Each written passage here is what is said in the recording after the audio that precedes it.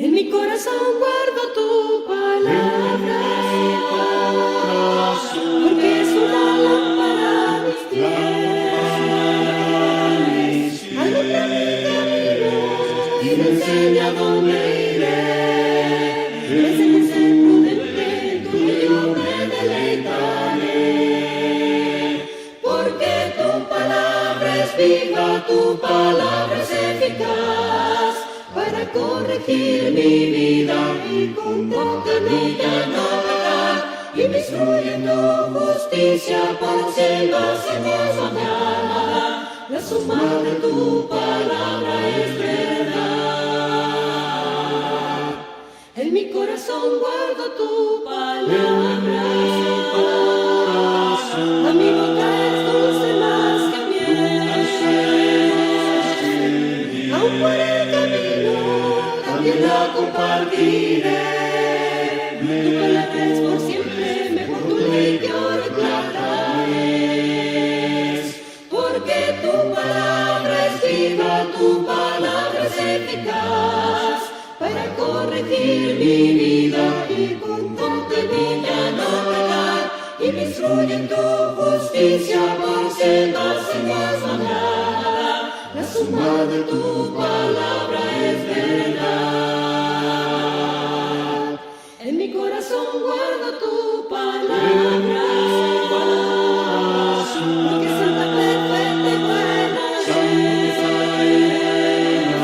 Tus juicios todos justos y tu testimonio es fiel. Siempre mi sangre presente, mi Señor, tu ley yo cumpliré, porque tu palabra es viva, tu palabra es eficaz, para corregir mi vida y contarte en ella no pecar, y me instruye en tu justicia por sendas y gozo de alma. La suma de tu palabra es verdad. La suma de tu palabra es verdad.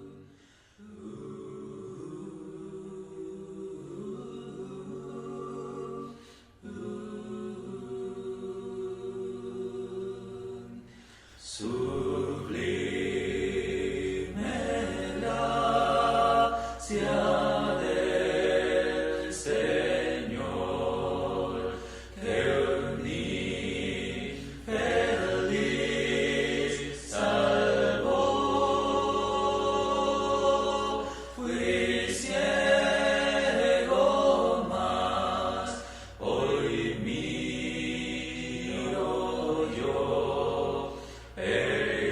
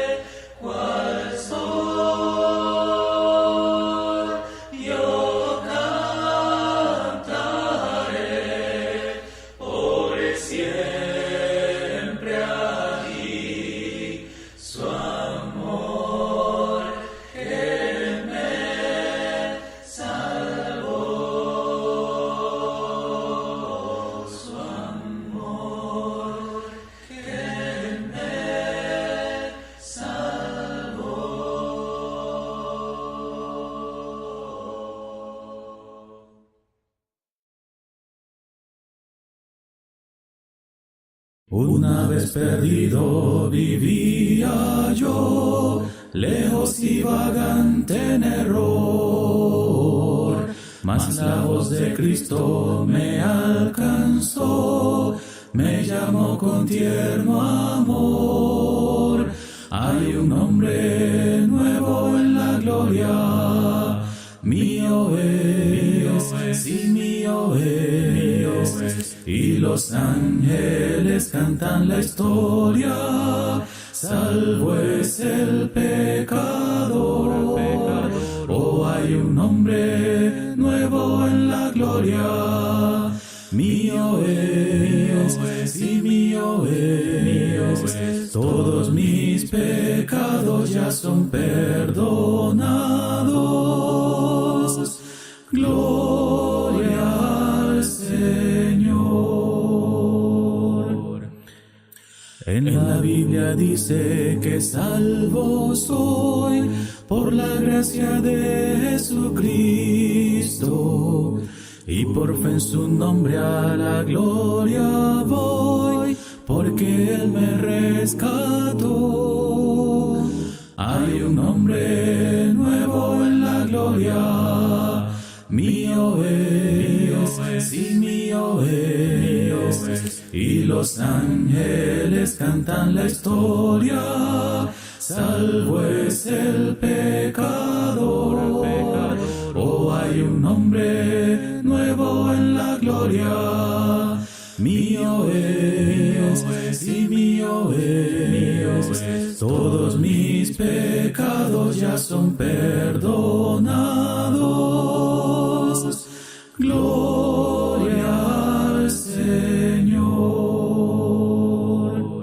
Cantos de alegría elevo hoy a mi Rey y buen Salvador, y ahora mis dones a Cristo doy, y les sirvo por su amor. Hay un nombre nuevo en la gloria, mío es, sí mío es, y los ángeles cantan la historia, salvo es el pecador. Oh, hay un nombre nuevo en la gloria, mío es, sí mío es, todos mis pecados ya son perdonados. Gloria al Señor. El miércoles pasado estuvimos analizando este tema, puestos para la defensa del Evangelio, como una de las cualidades, como una de las obras que debe realizar el cristiano, una de las cosas y responsabilidades que la Biblia atribuye solamente a él, y que solamente cumpliendo esto el cristiano puede considerarse un hombre fiel, un siervo al que Dios le dé entrada al cielo, porque le diga: entra al gozo de tu Señor, buen siervo y fiel. Y decíamos en esa clase que hay muchos pasajes que advierten al cristiano de cómo debe él defender el Evangelio y de qué debe defenderlo. Romanos 16, 17 y 18, la segunda carta del apóstol Juan, los versículos 9 al 11, consejos de Pablo a Tito y a Timoteo, que nos advierten en aquel tiempo, a la iglesia en aquel tiempo, de los peligros doctrinales que había en su camino, que trataban de minar al Evangelio, y que esos textos son muy válidos hoy, porque como hubo intentos en el primer siglo de pervertir o de corromper el Evangelio del Señor, los sigue habiendo hoy. Y no solamente de afuera, sino veíamos el miércoles pasado, también ataques desde dentro, que son los más dañinos, los más peligrosos. Hablábamos de doctrinas ampliamente conocidas como la salvación por la fe sola, que el bautismo no sea esencial para la salvación, que la Iglesia de Cristo sea considerada una denominación más, que la música instrumental sea permitida en la adoración, o creer que el Espíritu Santo debe entrar de una manera milagrosa en el corazón de aquellos a los que predicamos el Evangelio para que entonces ellos puedan tener fe, que no la pueden tener por sí mismos, sino que el Espíritu Santo milagrosamente pone esa fe en el corazón de ellos. Y que luego, cuando estas personas se convierten en cristianos, el Espíritu Santo nuevamente tiene que entrar en el corazón de ellos para poner milagrosamente en ese corazón la santidad que Dios quiere de parte de todo cristiano. Así que si un inconverso creyó el Evangelio, es porque el Espíritu Santo milagrosamente puso la fe en su corazón directamente. Y si un cristiano se ha mantenido fiel ante el Señor, dice esta doctrina, es porque el Espíritu Santo ha puesto milagrosamente en el corazón de él esa tendencia a hacer o cumplir con la voluntad de Dios. Lamentablemente, varias de estas doctrinas, de estas falsas doctrinas, se han estado enseñando o practicando en grupos que se identifican como Iglesia de Cristo y que dicen ser parte de la Iglesia del Señor. Los cristianos que entienden y han asumido la responsabilidad de defender el Evangelio deben estudiar cuidadosamente los pasajes bíblicos que refutan estas enseñanzas y deberían estar preparados no solamente para refutar el error, sino también para enseñar la verdad. Son dos actividades similares, complementarias, pero no es lo mismo. No es lo mismo que yo me prepare a argumentar, porque cuando vamos muchas veces a evangelizar queremos saber qué argumentos voy a utilizar si encuentro la doctrina de los testigos de Jehová. ¿Qué debo estudiar si quiero refutar la doctrina sabatista o la doctrina de guardar el sábado? ¿Qué debo aprender para refutar esta o aquella doctrina? Pero no es solamente prepararse para refutar el error. No es solamente aprender argumentos para luego ir a una universidad, ir a un trabajo y tener un intercambio o tener una cierta discusión de altura con mis compañeros, sino que no es solamente refutar el error, sino enseñar la verdad. Nuestra prioridad a la hora de defender el Evangelio, de compartirlo con otras personas, es enseñarlo. Ya luego, el Evangelio contrastado con las falsas doctrinas, pues va a dar pie a que se dé una discusión, a que se dé un intercambio, a que venga la argumentación. Hay que refutar, pero nuestro principal objetivo no es lucir cuán inteligentes somos, cuán potentes son nuestros argumentos. No es simplemente refutar y desarmar y avergonzar a un oponente. Eso no. Nuestro deber, nuestra comisión dada por el Maestro es: vayan por el mundo y prediquen el Evangelio a toda criatura. Y cuando predicamos el Evangelio, cuando enseñamos esa verdad, claro, va a venir de parte de los que nos escuchan o de las personas que no quieren que este grupo nos escuche y obedezca el Evangelio. Va a venir contradicción, va a venir desafío.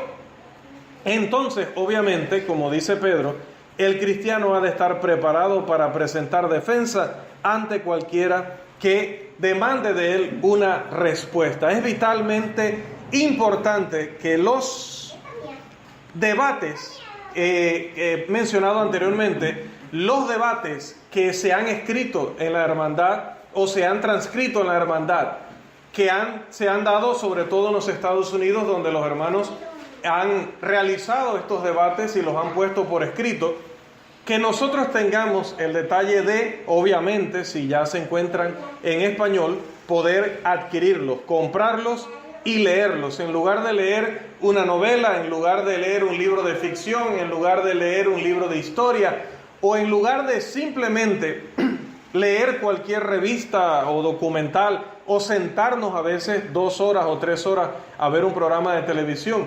Qué bonito sería que nosotros pudiéramos adquirir, y dentro de nuestro ministerio de la traducción esperamos también involucrarnos en eso, en pasar debates al español para que la iglesia pueda tener acceso y usted pueda decir: oye, qué interesante, mira, el hermano tal con el pastor de la iglesia adventista tal trataron el tema del sábado, o trataron el tema de abstenerse de ciertos alimentos. que el Antiguo Testamento prohíbe. Voy a leerme este debate, qué dijo una parte, qué dijo la otra, cómo se desarrolló y poder aprender. Pero decía, esa es una parte complementaria de la labor de defender el Evangelio. Para defenderlo primero tienes que exponerlo, explicarlo. Y no tenemos tiempo para llegar a las casas y automáticamente responder a cualquier desafío, porque automáticamente los que están preparados en las casas que visitamos van a tratar de involucrarnos en discusión. ¿Ustedes qué son? Iglesia de Cristo. Ustedes son los que no utilizan instrumentos de música, ¿verdad? En la adoración. Sí, correcto, nosotros no los utilizamos. ¿Y eso por qué? ¿De dónde ustedes entienden eso de la palabra? Y automáticamente nos vemos incitados a entrar a la discusión y decimos, pero mira el tema que me ha tocado, la música instrumental en la adoración. Sí, yo de ese puedo hasta escribir un libro y ahora este hombre me viene a desafiar. Automáticamente vamos a entrarle a la discusión. ¿Y qué sucede? Podemos pasar 1 hora y media, 2 horas atacando a esa persona con argumentos, desafiándola, retándola, pero luego puede ser que los ánimos se caldeen, puede ser que la persona al final no acepte de las cosas que le vamos a presentar y que finalmente, ¿qué va a suceder? Finalmente, en la efervescencia de esos ánimos, la persona va a decir, mire, ¿sabe qué? No me interesa, ya vi que usted enseña la mentira, así que por favor, tengo que salir, vamos a dejar este tema para otro día. ¿Qué sucedió? Usted hizo un lucimiento de argumentos, usted se dedicó a refutar y a contradecir, nunca anunció el Evangelio. Y ahora le enseñaron la puerta de salida y usted nunca le dijo a esa persona cómo puede ser salvo. Hermanos, tenemos que estar bien claros en cuáles son nuestras prioridades. Cuando hablamos de defender el Evangelio, damos por sentado, por entendido, y si no, por eso hacemos ahora la aclaración, la pausa y la aclaración, de que lo primero es anunciarlo. Lo primero es explicar al hombre su condición espiritual, cuál es la respuesta que Dios tiene para esa condición espiritual y cuál es el deber que esa persona tiene en relación con esa respuesta de Dios o ese plan de Dios. Ya luego de que usted ha establecido lo que es el Evangelio, entonces usted le dice, podemos estudiar otros temas. Pero lo primordial es que usted conozca el Evangelio de nuestro Señor Jesucristo. Bien, vamos por favor a la primera carta a los tesalonicenses. Primera carta a los tesalonicenses, al capítulo 2 y el versículo 7, por favor. Primera carta a los tesalonicenses, capítulo 2, versículo 7. Más bien demostramos ser benignos entre vosotros, como una madre que cría con ternura a sus propios hijos. Bien, recuerde que estamos en el tema que veníamos del miércoles pasado, puestos para la defensa del Evangelio. Habíamos tocado ya 2 puntos de esta sección y el tercero dice, uno debe defender el Evangelio guardando los lineamientos que nos ha dado Dios respecto a la conducta y a la actitud cristiana.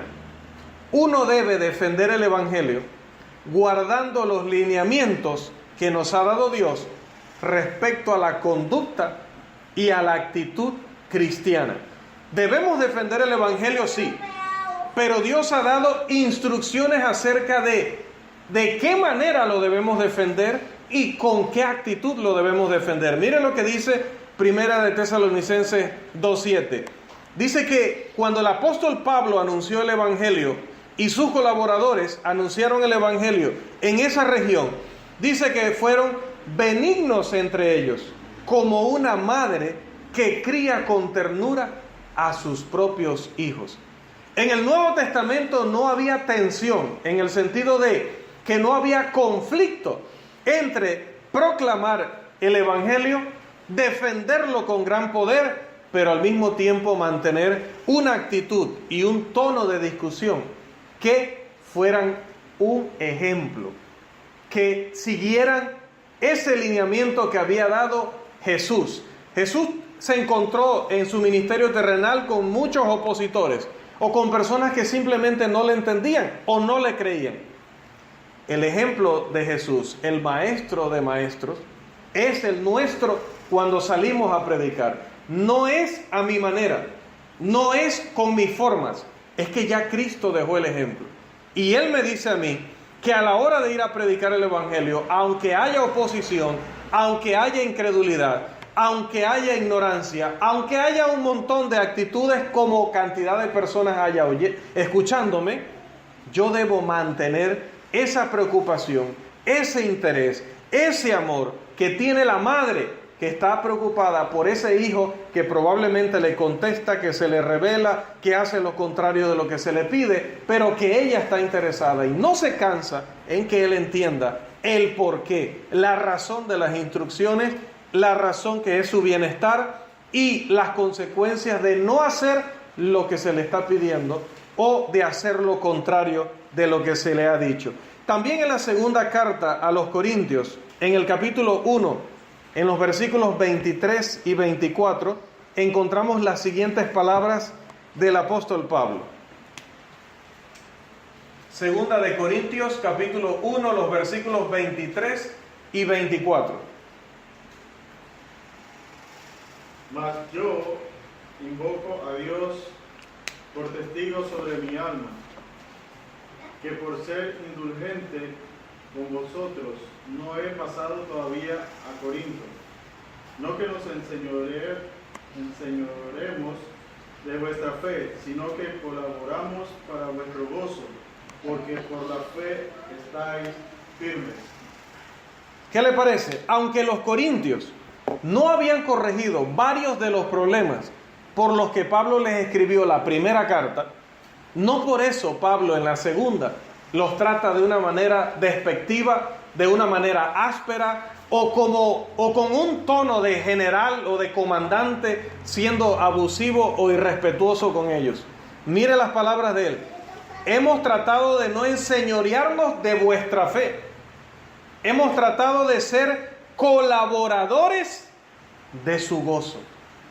Yo quiero que ustedes estén gozosos y yo quiero ser alguien que contribuya a eso, ser un causante del gozo espiritual de todos ustedes. Esas son las palabras de un apóstol que había enviado aquella carta sin haber obtenido de parte de ellos todos los cambios que él deseaba o esperaba y que ellos debían tener. A pesar de eso, no fue abusivo, no, en su lenguaje, no fue áspero, no fue maltratador. También el apóstol Pablo exhortó a Timoteo a que predicara, a que reprendiera, a que exhortara, pero le colocó una directriz. ¿Cuál era esa? ¿Cómo debía predicar? ¿Cómo debía exhortar? ¿Cómo debía enseñar? Segunda de Timoteo, capítulo 4, los versículos 1 y 2, por favor. Segunda carta a Timoteo, el capítulo 4, los versículos 1 y 2. Me encarezco delante de Dios y del Señor Jesucristo, que juzgará a los vivos y a los muertos en su manifestación y en su reino. Que prediques la palabra, que instes a tiempo y fuera de tiempo, redarguye, reprende, exhorta con toda paciencia y doctrina. Bien, dice que debe hacer todo eso, debe exhortar, debe reprender, debe instruir, debe corregir. Pero ¿cómo debe hacerlo? Dice, el trabajo del predicador, el trabajo del maestro, el trabajo de aquel que le va a anunciar a otro las enseñanzas de Jesús, el plan de salvación de Dios, va a ser un trabajo complicado, va a ser un trabajo difícil. Nos vamos a encontrar, Mateo 13, con diferentes tipos de suelo, diferentes tipos de personas, diferentes maneras de reaccionar. Por lo tanto, Pablo le dice a Timoteo, cuando hagas esta labor, y nos dice a todos nosotros, hágala con toda paciencia. Hazlo con toda paciencia.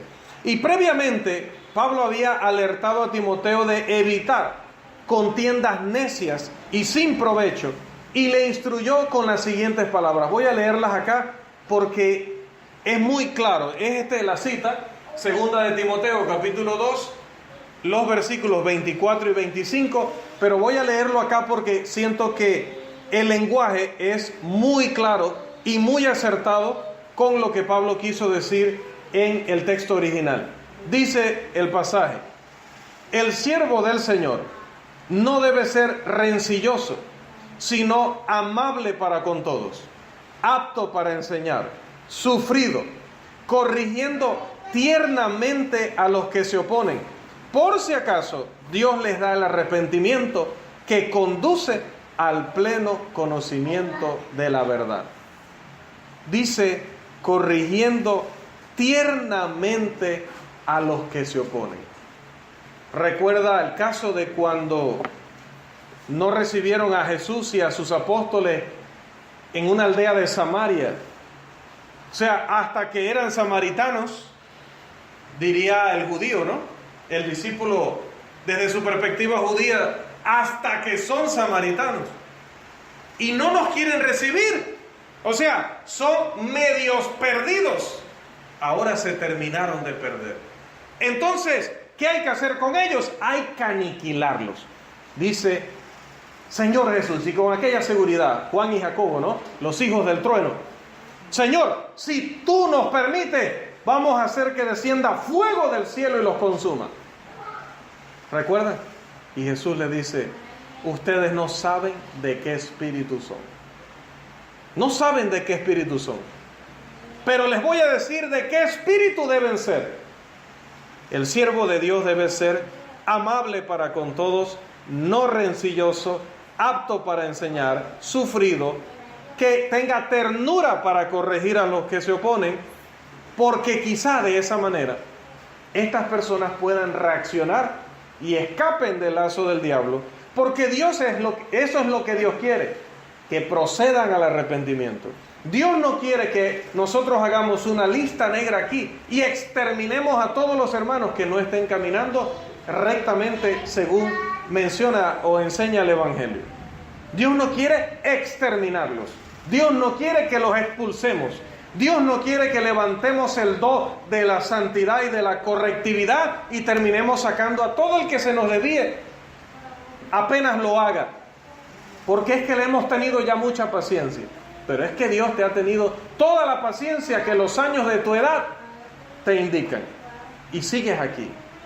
Si nosotros debemos exterminarlos a ellos y debemos negarles cualquier otra oportunidad, nos estamos negando en esa misma medida lo mismo a nosotros mismos.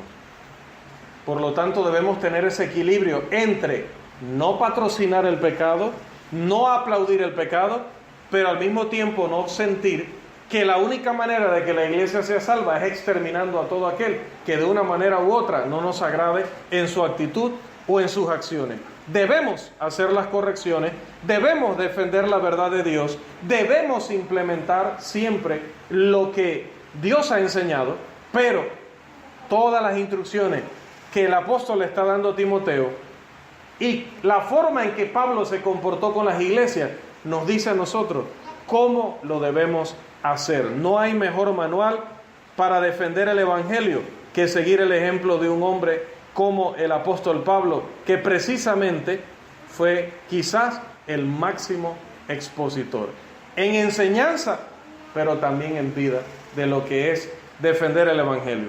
Conocer y defender el Evangelio sigue siendo algo de suprema importancia, de gran urgencia dentro de la iglesia del Señor. Al mismo tiempo, hermanos, de que es urgente y vitalmente importante defender el Evangelio, no hay justificación para las palabras y las acciones hostiles, abusivas, desmedidas relacionadas con esta obra. Uno, hermanos, se verá bendecido leyendo las palabras del hermano David Lipscomb con respecto a estos dos pasajes, precisamente los dos que se encuentran en la segunda carta de Timoteo.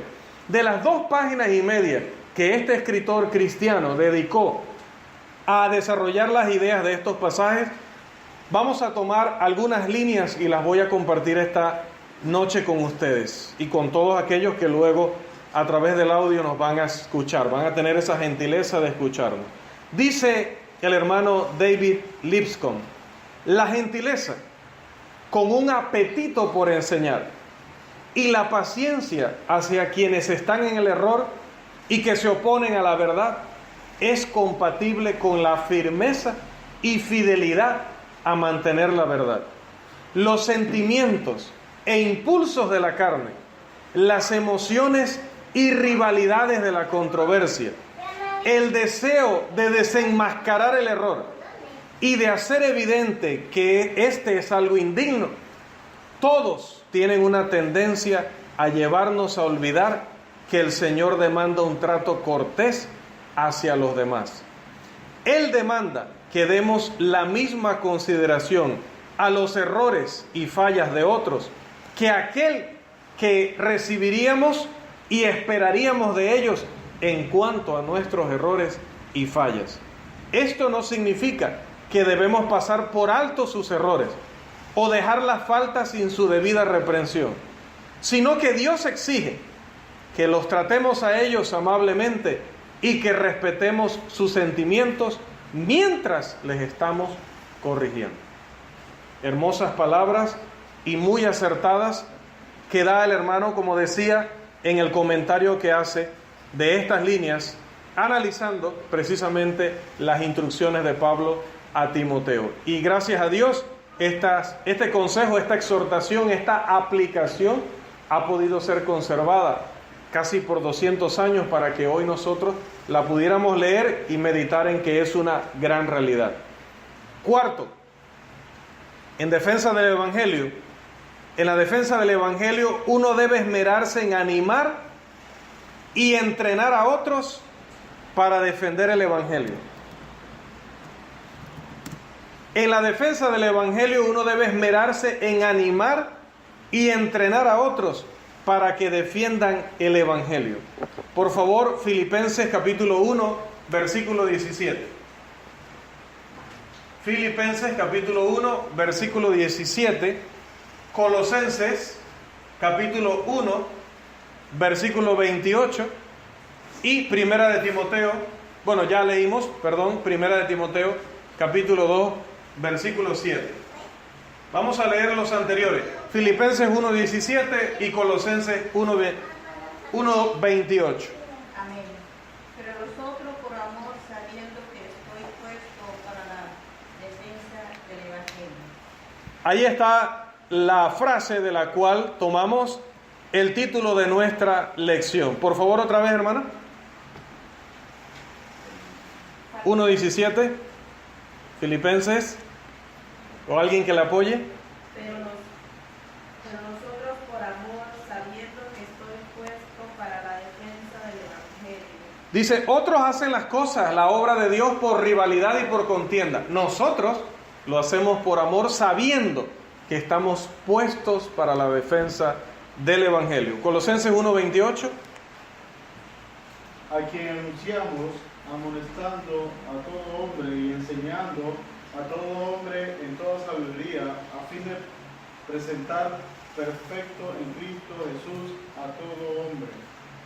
Bien, el apóstol Pablo no solamente enseñaba el Evangelio y lo defendía de los oponentes o de los adversarios, sino que él también animaba e instruía o entrenaba a otros para que pudieran hacer lo mismo, para que fueran sus colaboradores.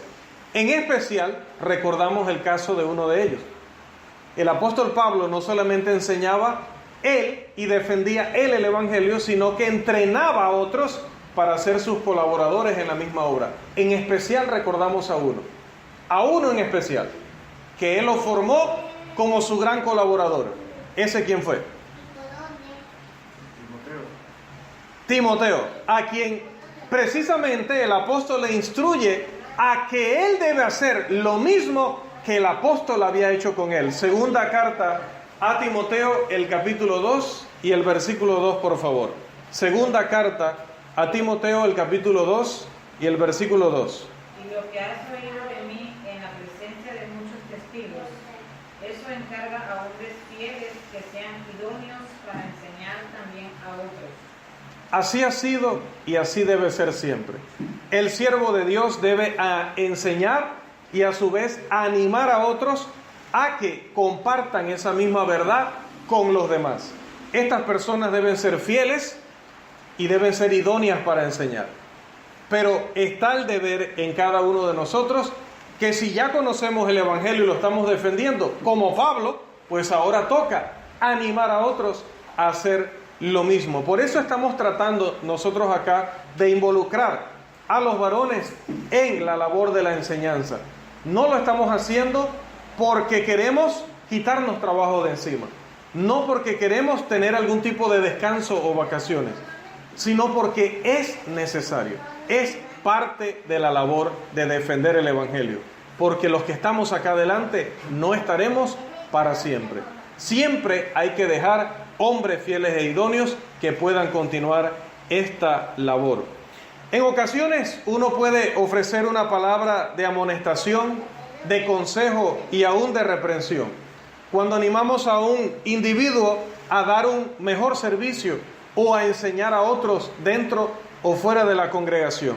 Todos nosotros recordaremos seguramente a aquella persona que estuvo involucrada en los primeros pasos de nuestra vida cristiana y que estuvo allí para alentarnos, para que siempre diéramos un paso adelante en nuestro crecimiento. Yo lo recuerdo claramente y lo he compartido en muchas clases. Nunca me cansaré de decirlo. A mí me gustaba estudiar la Biblia, me gustaba cantar. Ya les hablaba de mi himno, uno de mis himnos favoritos en la niñez, pero lo hacía desde la banca. Estaba siempre allá, sentado. Y me gustaba salir a evangelizar, me gustaba leer para aquel que estaba predicando, pero solo hasta allí. ¿Okay? Acompañaba al evangelista o estaba muy atento estudiando y aprendiendo desde la banca. Pero llega nuestro hermano Cubilla y me dice un día: hermano, necesito colaboradores. Ah, qué bueno, le dije, qué bueno. ¿Es así? Claro, no lo puede hacer usted todo solo. Bueno, me refiero precisamente a ti y al hermano fulano de tal. Ok, bueno, sí, está bien, claro. Nosotros estamos dispuestos a colaborar. Para eso estamos. Ok, necesito colaboración en las clases y en los sermones. Entonces todo tomó otra dimensión. Porque nunca lo habíamos hecho. Porque nadie nos había enseñado.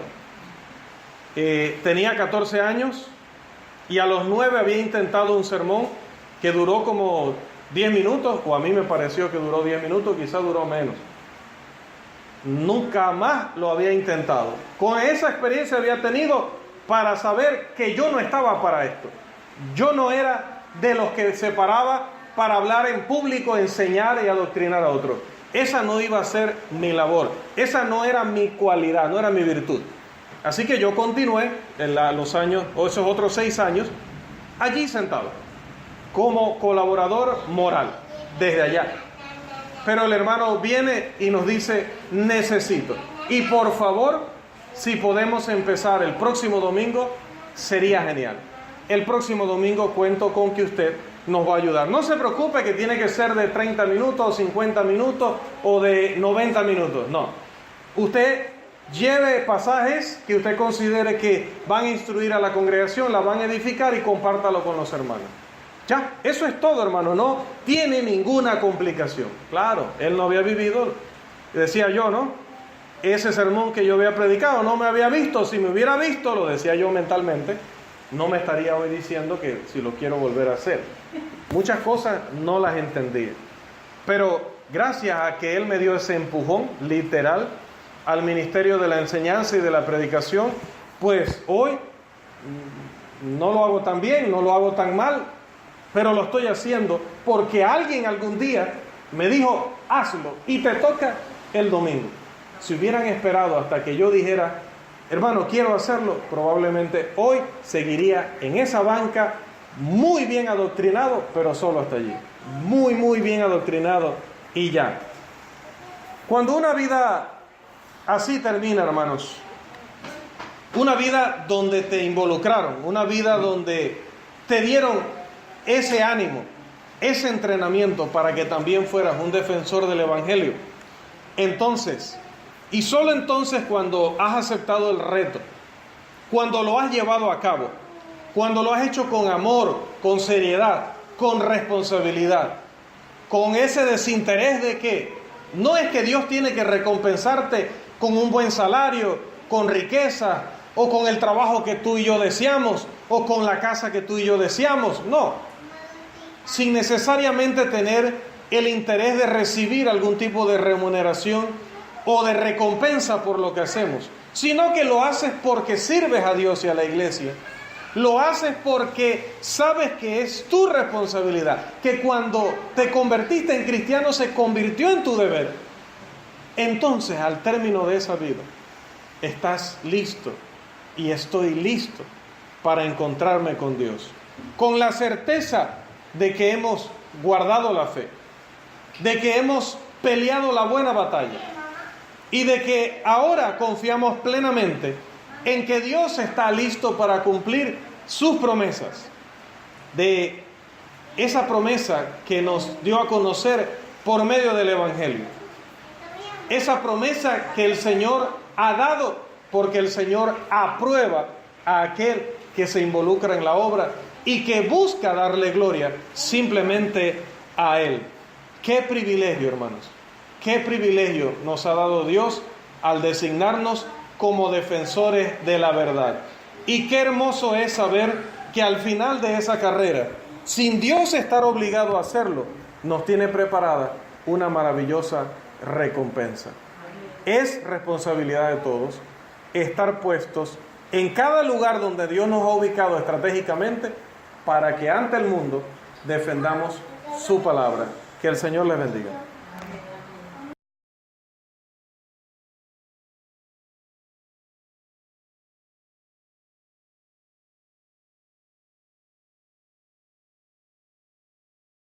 Ya estoy resuelto, ya no me demoro, quiero ir al Salvador, cosas sublimes.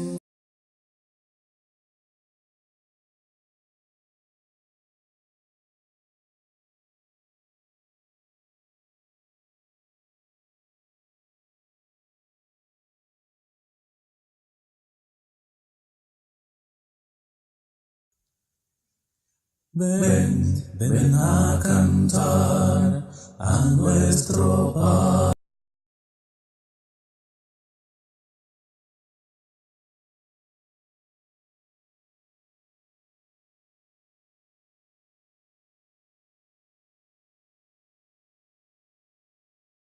Al suelo vi caer, al suelo vi caer.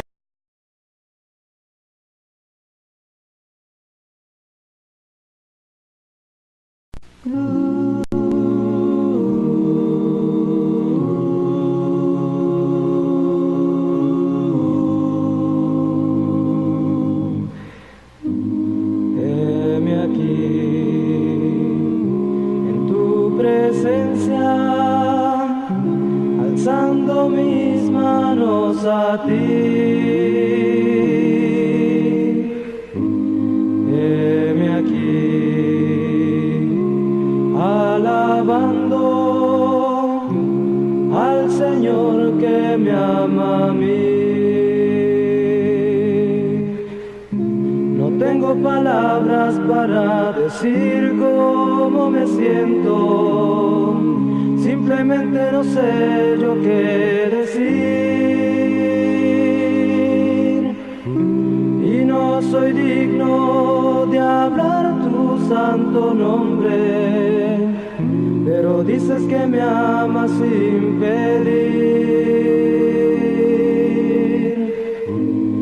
Heme aquí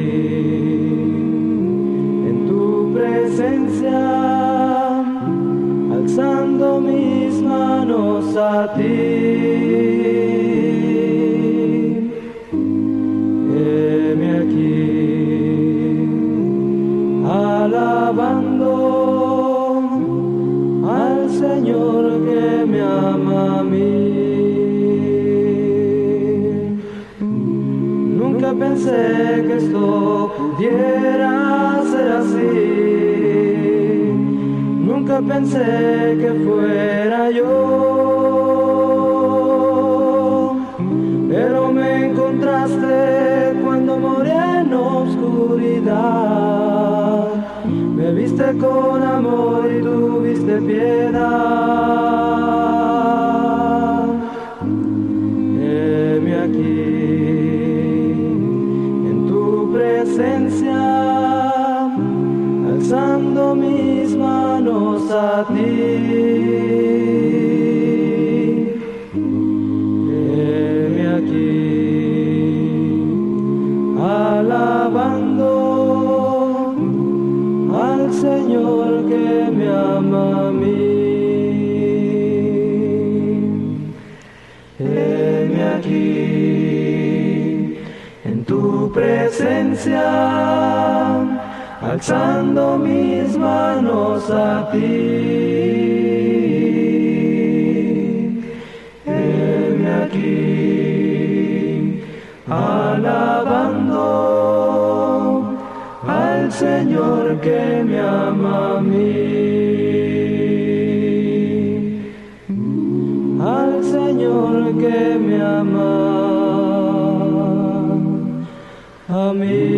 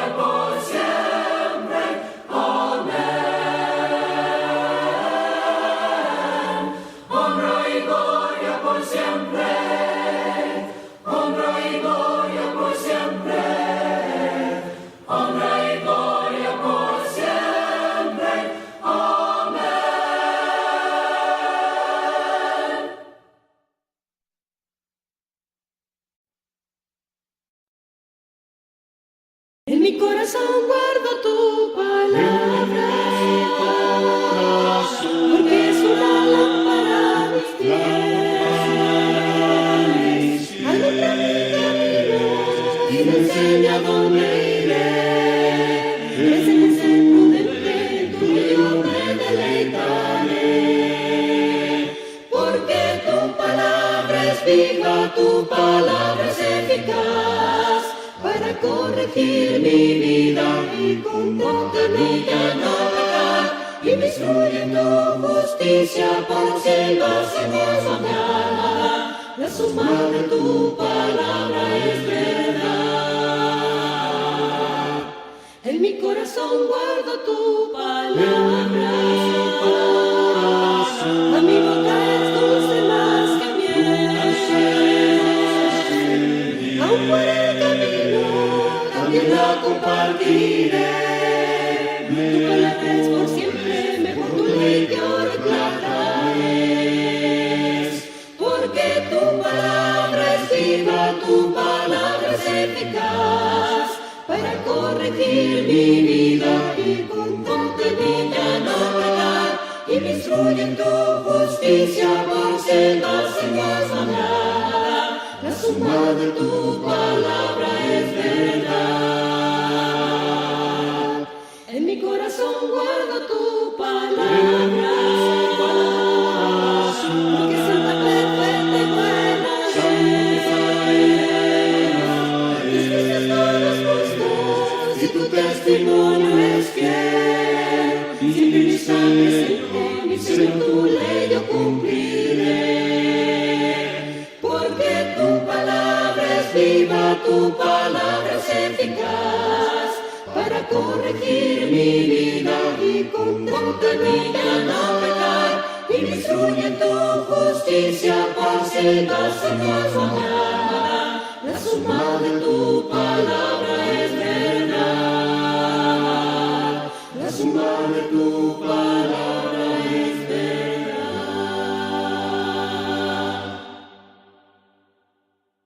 Oh Rey eterno, inmortal, infinito, solo Dios, sea honra y gloria por siempre y siempre. Oh Rey eterno, inmortal, infinito, solo Dios, sea honra y gloria por siempre y siempre. Amén. Honra y gloria por siempre. Honra y gloria por siempre. Honra y gloria por siempre. Amén. Honra y gloria por siempre. Honra y gloria por siempre. Honra y gloria por siempre. Amén.